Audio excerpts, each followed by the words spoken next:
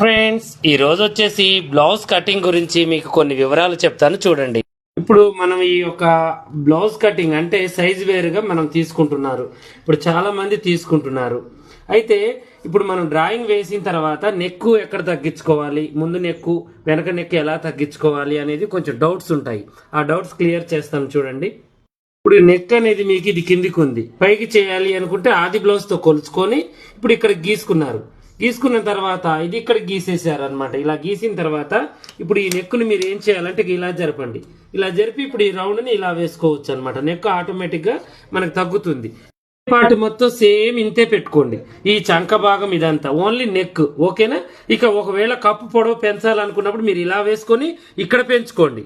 ఒకవేళ నెక్ పెంచాలి అనుకున్నప్పుడు మళ్ళీ కప్పు పొడవు మొత్తం వేసిన తర్వాత దీని కిందికి జరిపి నెక్ పెంచుకోవాలి. ఇక అంతే, ఏమి లేదు. సేమ్ ప్రాసెస్ మనకి ఫ్రంట్ పార్ట్ కూడా అలాగే ఉంటుంది. అలాగే హ్యాండ్స్ కూడా మీరు పెంచుకోవాలి అనుకుంటే చక్కగా పెంచుకోవచ్చు. మీకు ఈ వీడియోలో ఈ యొక్క ప్రోడక్ట్ కావాలి అనుకుంటే ఈ వీడియోలో నేను స్క్రీన్ మీద ఒక నెంబర్ పెడతాను.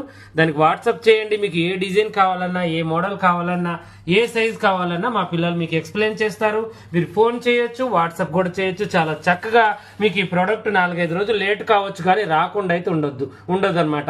ఏ ఏరియాకైనా ఎక్కడికైనా, ఆంధ్ర తెలంగాణ ఎంత దూరమైనా కొరియర్ ఛార్జ్ మీకు ఉంటుంది. మీరు